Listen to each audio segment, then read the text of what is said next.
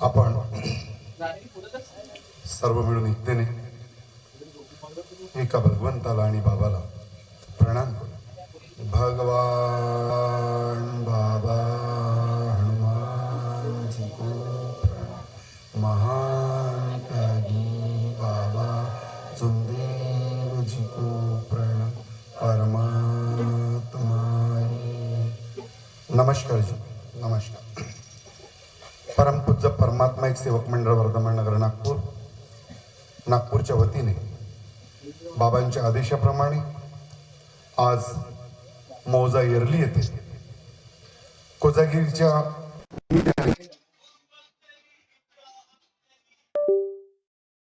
चर्चा बैठक सुरू आहे आणि या चर्चा बैठकीमध्ये स्वयं भगवान बाबा हनुमान जी उपस्थित आहेत. बाबांना माझा प्रणाम. त्याचप्रमाणे आम्हा सर्वांचे सद्गुरू महंत की बाबा सुद्धा माझा प्रणाम. त्याचप्रमाणे आमच्या मातोश्री वाराणसी आई सुद्धा या परमेश्वरी कार्याला उपस्थित आहे. आईला सुद्धा माझा प्रणाम. त्याचप्रमाणे आजच्या या चर्चा बैठकीचे अध्यक्ष आदरणीय सन्माननीय परमात्मा सेवक मंडळ वर्धमान नगर नागपूर अंतर्गत मार्गदर्शक तथा मोवाडी शाखेचे अध्यक्ष यादवजी लांजोर काकाजी यांना सुद्धा माझा आदरपूर्वक नमस्कार. त्याचप्रमाणे आजच्या या चर्चा बैठकीला लाभलेले उद्घाटक आदरणीय सन्माननीय परमपूज्य परमात्मा सेवक मंडळ अंतर्गत मार्गदर्शक आदरणीय संजयजी महाकाळकर यांना सुद्धा माझा नमस्कार. त्याचप्रमाणे या परमेश्वरी कार्यामध्ये आवर्जून प्रामुख्याने पाहुणे उपस्थित झालेले आहेत आणि तत्पश्चात आपल्या या परमेश्वरी कार्यामधून परमपूज्य परमात्मा सेवक मंडळाचे सहसचिव आदरणीय प्रदीप चौधरी साहेब त्यांनी नुकतंच सुंदर असं मार्गदर्शन केलं आणि ते येडमाकोट येथे परमेश्वरी कार्यालयातून गेले. त्यांना सुद्धा माझा आदरपूर्वक नमस्कार. त्याचप्रमाणे परमपूज्य परमात्मा सेवक मंडळांतर्गत मार्गदर्शक आमचे मोठे बंधू कीर्तन बोरोज युकाटी यांना सुद्धा माझा नमस्कार. त्याचप्रमाणे परमपूज्य परमात्मा सेवक मंडळांतर्गत मार्गदर्शक आदरणीय सन्माननीय वेंकटकर दादा यांना सुद्धा माझा नमस्कार. त्याचप्रमाणे परमपूज्य परमात्मा सेवक मंडळ नागपूर अंतर्गत मार्गदर्शक आदरणीय शरददादा रांजेवार यांना सुद्धा माझा नमस्कार. ही संपूर्ण नागपूर मंडळी आहे आणि त्यानंतर या परमेश्वरी कार्याला प्रामुख्याने उपस्थित परमपूज्य परमात्मा सेवक मंडळांतर्गत मार्गदर्शक आदरणीय नुकतंच ज्यांनी मार्गदर्शन केलं अश्विनीजी शेंडे काकाजी यांना सुद्धा माझा आदरपूर्वक नमस्कार.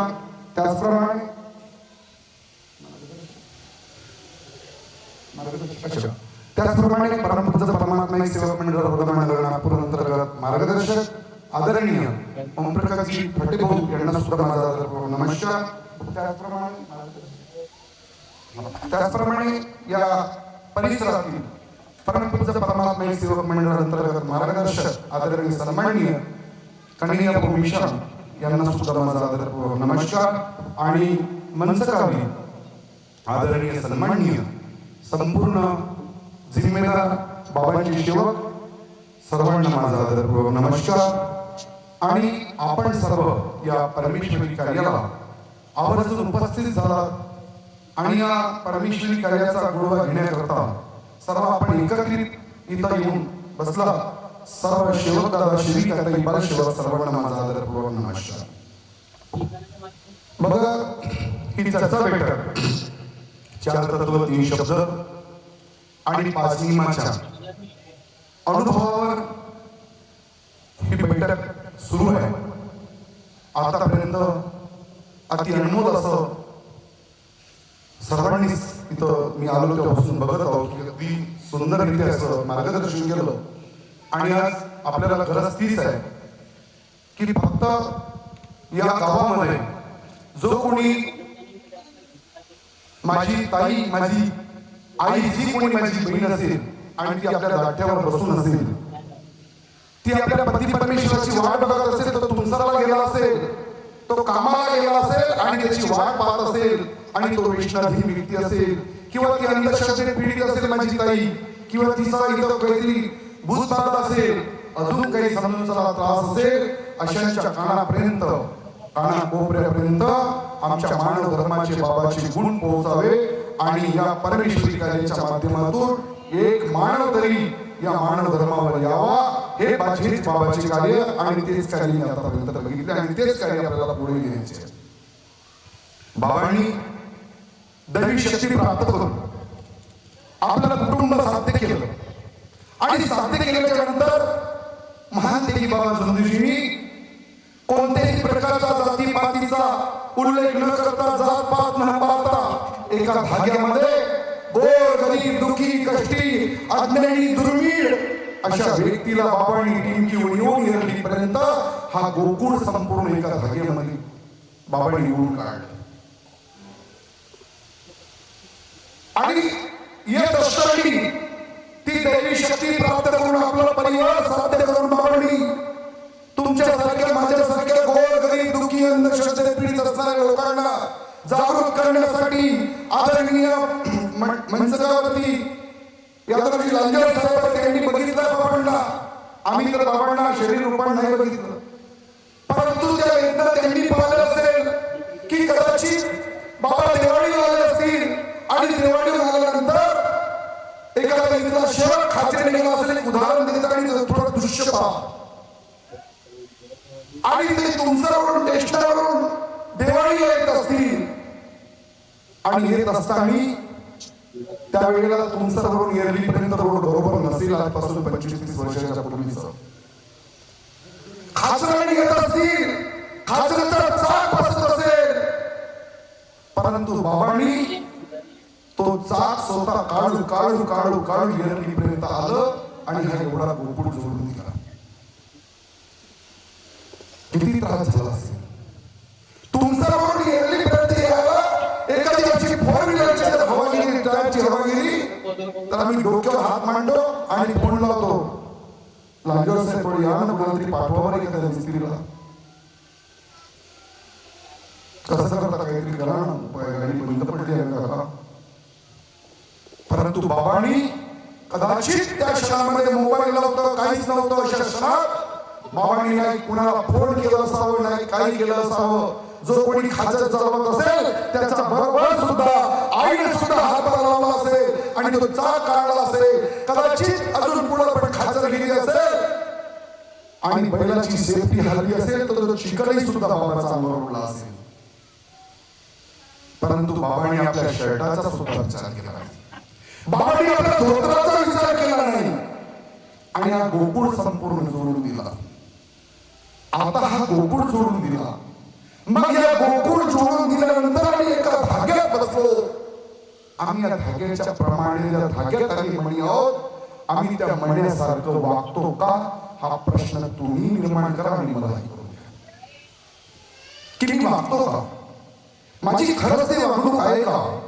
माईक मिळाला मला फुटता, मी खूप बोलायला लागत आहे, खरंच माझी पत्नी त्या लायकीची वागत आहे का, माझे दोन्ही मुलं त्या लायकीचे वागत आहेत का. नाही माईक तर खूप खूप जोडपून नाही म्हणत, पण खरंच माझा परिवार त्याचा बसते का का तर मला इथं बोलण्याला लागत आहे. आणि तेच बाबांनी सांगितलं, कारण मी हे काय शब्द वापरले, बाबांनी प्रथम आपला परिवार जागवला आणि त्याच्यानंतर आम्हा तुम्हा सर्व लोकांना जागवलं बाबांनी. आणि हे सर्व कार्य करत असताना बाबांनी आम्हाला हा मार्ग निःशुल्क रूपात दिला.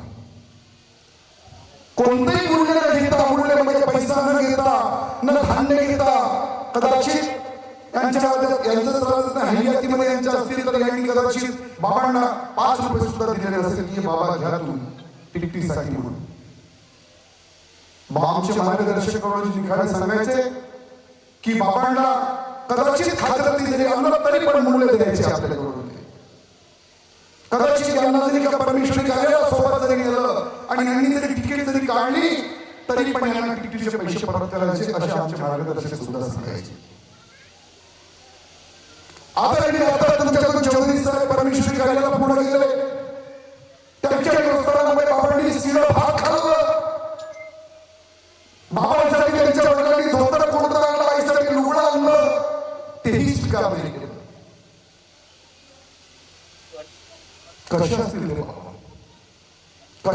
बाबा आपल्या अंतःकरणाला मलाही विचारू द्या आणि तुम्ही विचारा. मग आम्हाला एवढी सर्व काही दिलं, मग आज आम्ही का बरं या मानव धर्मासारखे वागत नाही, हा प्रश्न तुम्ही निर्माण करा. मलाही करू द्या. फक्त परमेश्वरी कार्यालयाने एकत्रित येतो आणि परमेश्वरी कार्यालयामध्ये कोजागिरी चर्चा बैठकीत मी 1-2दा इथे येऊन गेलोय का? हे संपूर्ण कमीत कमी 75% एरली या गावची सेवक आहे. 25% फक्त बाहेरचे असतील. परंतु एवढी दिसेना चर्चा बैठकी का? काम झालं म्हणून ना. कालपर्यंत रुग्ण फाटलं होतं. आम्ही गाठ पाडून राहत होतो. ते विचारा आपल्या सासूला की आई तुझ्या मार्गावर जेव्हा आली तेव्हा तुझी दशा कशी होती. विचार त्या सासऱ्याला आली तुमची दशा कशी होती मार्गात आले तेव्हा. आज बाबाच्या मुळे मंचाय माझी वहिनी माझी सुनबाई तुमच्या बाजारात जाते आणि ज्या ज्वेलर्स मध्ये जाते त्या ज्वेलर्स मध्ये दागिने घेऊन येते. पण आज कालपर्यंत फक्त डोर आणि डोरलं होतं. आज दागिन्यावर दागिने. हे कुणाची कृपा आहे? कुणाची कृपा आहे? कालपर्यंत आमच्या आईचं रुग्ण 1 किंवा 2 होतं घरामध्ये. आज चर्चची चर पडली आहे. हे कुणामुळे? मंच्या 1000 रुपयाच्या आम्ही साड्या घेतो कुणामुळे? हे सर्व बाबामुळे. आज जर कदाचित या रोजी लंगर साहेबांनी ते खाच्या आणली बाबा तिथं बसलोय आणि अशा परिस्थितीत तो दृश्य फक्त आपल्या डोळ्याने की लंगर साहेब ती खाचा चालवत आहे, बाबा खाचत बसले आणि एरिया मध्ये ठिकाणी चाक फसला आणि त्या चाक निघत नाहीये आणि त्या क्षणामध्ये बाबांना म्हणलं असतं अंजलजी रेल्वे स्टेशनवर चाला, मला टिकीला जायचं. खरंच आपण जुळलो असतो का? आपण जुळलो असतो? आपण एका धाग्यात आलो असतो का? एवढे बाबाचा रथ तिथंच संपला असता. एवढे चांगले कार्य आपण केले. मग आता आम्हाला वागायचं कसं आहे हे तुम्हाला आम्हाला विचार करायचा. आज परिस्थिती गंभीर झाली आहे. बैठकी शेवटी येत नाही, शेवटी येत नाही, मुलं बाळा आलत नाही. का पटत नाही एकामेकाचं एकामेकाबरोबर? का प्रथम दिवशी तेव्हा नाही म्हणत ना तुम्ही की माझे याच्याशी पटत नाही, मी नाही तुमच्याकडून कार्य घेते, तुम्ही तुमच्या गटामध्ये तो शेवा काय तुम्ही नाही तुमच्याजवळ. तेव्हा तर फक्त आपले दुःख सांगता आणि त्या दिवशी कार्य घेतात. एक अगरबत्ती लागता बरोबर दुःख दूर होतं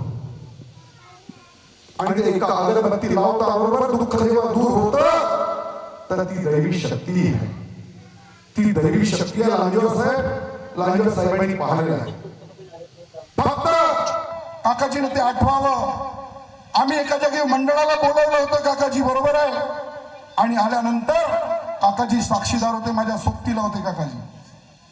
एक सेवक फक्त खोटा बोलला, जोगी या चुकीचा बोलून राहिला. म्हणलं नाकातून खून टाकलं काकाजी, सत्य आहे की असत्य ते विचार करा.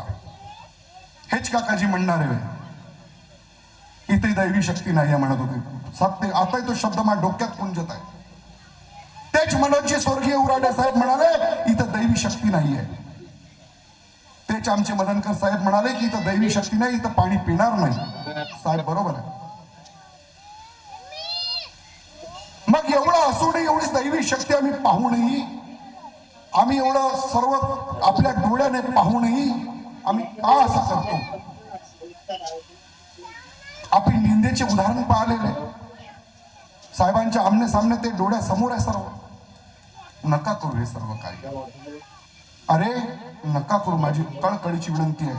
अंतःकरणातून आपल्या हृदयातून बोलतोय मी. नका करू. मी असे पाहिले अति करणारे तुरता तुरत पॅरेलाइज, तुरता तुरत अटॅक, खेळ खतम. तुमचं जेवढं कमवलं असेल ना, कारण हे सर्व गोष्टीचा बहुत काही भुक्तभोगी आहे. म्हणून माझी विनंती की कृपया हिडून मिळून संघटित राहा. नाही पटत असेल पटवण्याचा प्रयत्न करा, कुणाचं अवहेलना करू नका, कुणाचा अपमान करू नका. काही क्षणापर्यंत चांगलं वाटते, पण जो करता करविता असते ना, त्याला एक दिवस ज्या दिवशी पॅरेलसनं मारलं ना, कालपर्यंत पत्नी तुमचा बाजारात जात नव्हती जोगीची, उदाहरण देत आहे.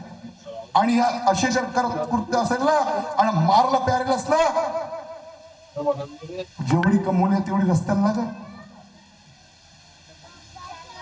म्हणून माझी विनवणी आहे, माझी नम्रतेची विनंती आहे, माझी कळकळीची विनंती आहे. मी आपल्या आई वडील समजून तुम्हाला सांगू इच्छितो की कथाही रॉंग मार्गाने जाऊ नका, चुकीच्या मार्गाने कथही जाऊ नका, कथही जाऊ नका.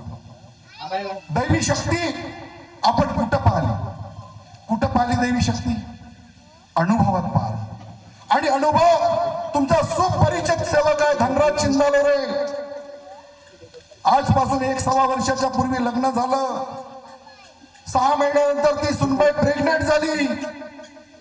तिला पेन होऊ लागलं, अतोनात पेन होऊ लागलं.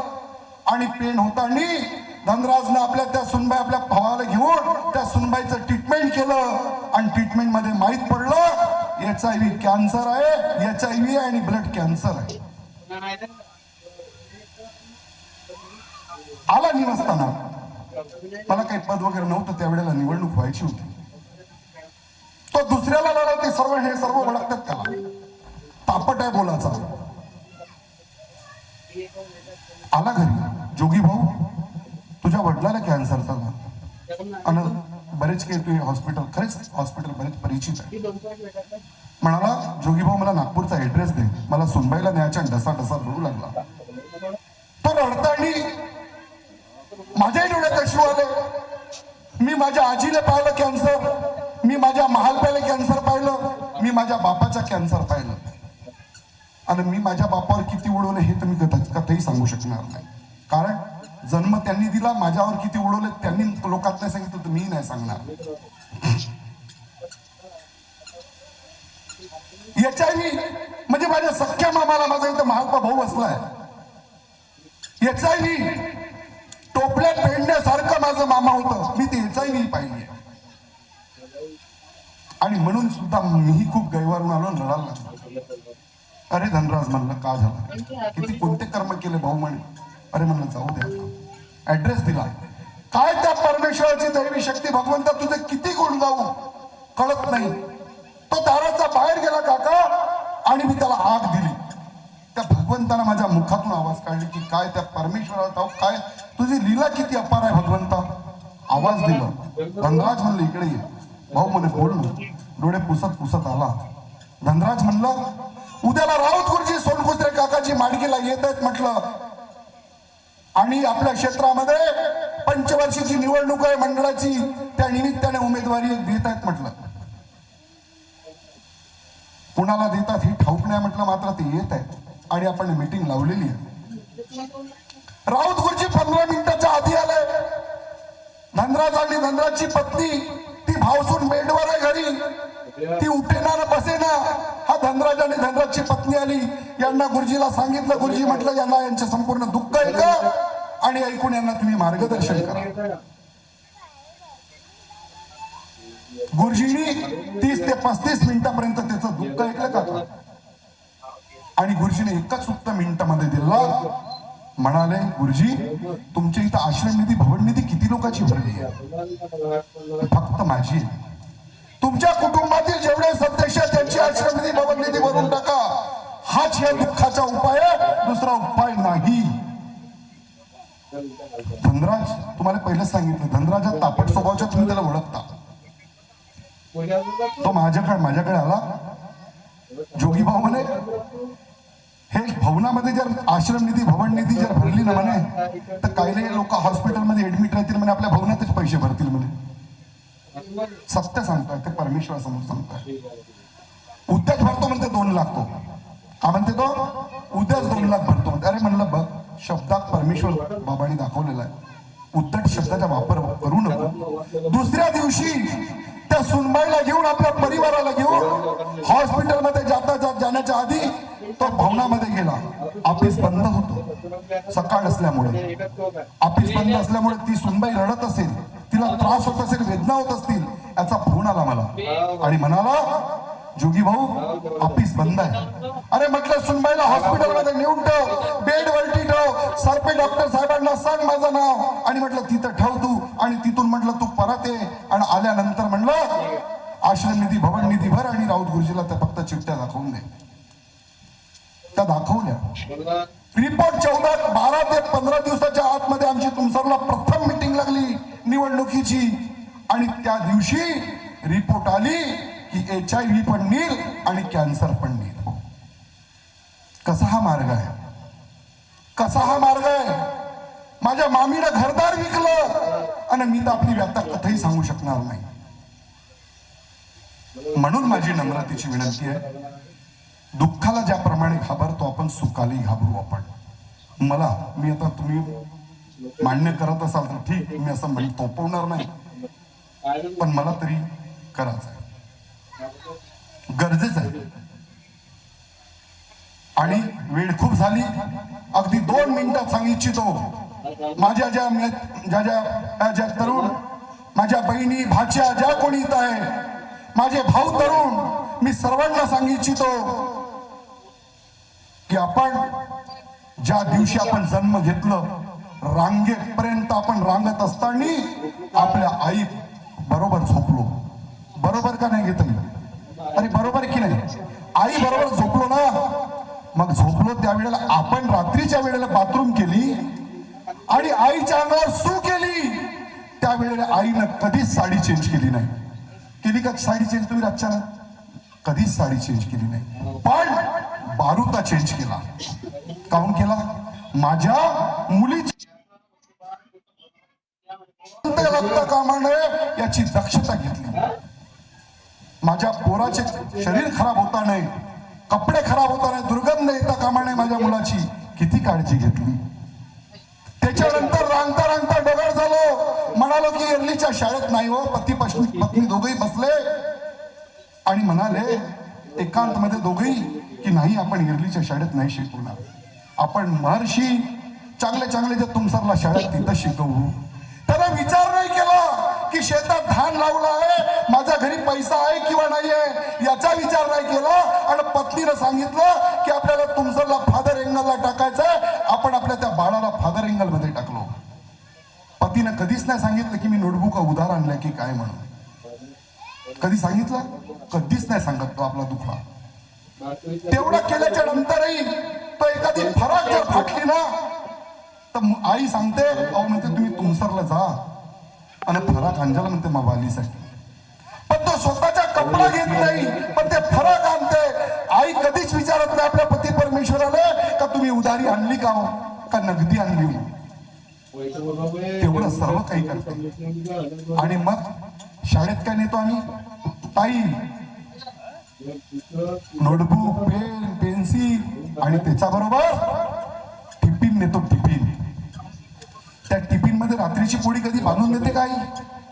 कधीतरी भात बांधून देते का? नाही बांधत. कारण माझी मुलगी दुपारपर्यंत ते टिफिन राहील, माझा मुलाचं टिफिन राहील, आंबून जाईल, म्हणून ती कधीच तुमच्या टिफिनला देत नाही. ताज्या पोळ्या बनवते, भात बनवते, तुमच्या आमच्या टिफिनला देते. आणि रात्रीची पोळी पदर घेते, आपल्या पती परमेश्वरालाही देत नाही, आणि पदर घेते ना चुपचाप खाऊन घेते. आणि त्याच्यानंतर अजून काय देते दप्तरात? विश्वास. विश्वास देते, विश्वास की एरली मध्ये एखादी मुलगी, बाबाच्या शेवकाची मुलगी इंजिनियर बनली आहे, माझी मुलगी डॉक्टरीन बनली पाहिजे, असा विश्वास देते. आणि आम्ही का करतो मग? 18ला 2 दिवस बाकी राहते आणि 21ला 4 दिवस बाकी राहते. का करतो? तुम्ही समजून गेले असेल का करतो आपण. आणि मग ती आई ढसा ढसा रडते, आपल्या भावाला फोन करते, आपल्या आईला फोन करते, आपल्या रिश्तेदाराला फोन करते, आणि फोन करू वही गावल्यासारखी रडते. पण तो पती परमेश्वर, माझा भाऊ, तो कधीच रडत नाही. तो आपला डोकोट असं करत जाते आणि कधीच तो आपला दुःख दाखवत नाही. पण त्याला एरली पासून तर तुमसरपर्यंत तो व्यवहार करत असताना किती त्याला त्रास होत असेल त्याचा त्याला माहित. याचा चिंतन तुम्ही नक्कीच करा, नक्कीच करा. करायचं चिंतन की असले कार्य कथंही होता का म्हणे आमच्या मानवधर्मात राहून. फक्त म्हणजे फक्त मला बाबाचे कार्य करायचे आहेत, बाबाच्या शिकवणीचे कार्य करायचे आहेत. बाबांनी एवढं निष्काम कार्य आम्हाला दिले, हे कसे करायचे आहेत. आई वडिलाच्या विचाराने तुमचे जर कार्य झाले ना, तुम्ही जीवनात कधी दुःखी होणार नाही असा विश्वास. पण आम्ही, म्हणून माझी विनवणी आहे की सत्य मर्यादा प्रेमाचे आचरण करा, एकोप्याने राहा, कोणाशी काटछाट करू नका. माझ्या भावाचं उदाहरण इथे माझे भाऊ बसले आहे, कीर्तिवन भाऊ नाही बोला आली आठवण मला. आम्ही एके दिवशी खूप भाऊचं आताही आठवत असेल, इतक्या वाचळ भाषेत आम्ही बोललो खूप. परंतु आजही आम्ही, मला वाटतं काहीच दिवसानंतरच व्यंकट भाऊ बरोबर ते दिसले सोबत. ते माझ्याशी नमस्कार, मार्गदर्शक होते, मी एक सेवक होतो, परंतु त्यांच्याकडून प्रथम नमस्कार, माझ्याकडून प्रथम नमस्कार. हीच खरी बाबाची शिकवण आहे. आजही ते परमेश्वरी कार्यात बोलतात. आम्ही वाच्य भाषेत वापर, मला वाटतं 3:15 वाजेपर्यंत व्यंकटकर माहिती असेल तुम्हाला. हे खरी बाबाची शिकवण, हे खरे बाबाचे त्यांचे कार्य की ते स्वतःहून नमस्कार आणि एकोप्यानं. आजही कुठं दिसले तर आम्ही त्यांना साहेब नमस्कार, नमस्कारजी. कीर्ती भाऊ हा शब्द आता पदावर आलो म्हणून नाही, ही त्यांना मी म्हणजे माहिती सुद्धा या माहितीवर देतो.